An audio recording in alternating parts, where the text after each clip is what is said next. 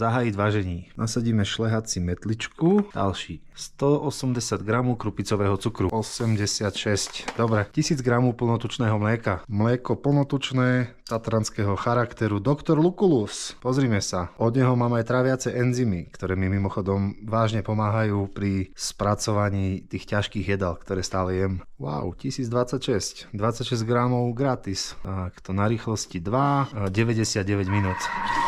Počas tohto času varenia vám odporúčam takto držať skrinku, aby nespadla.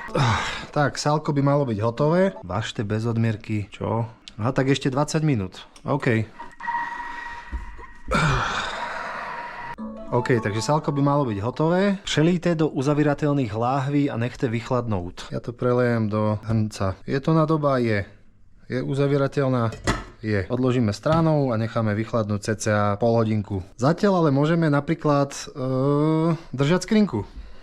OK, sálko vychladlo a my idem dál. 6 žloutků. 200 g bravčovej krkovičky.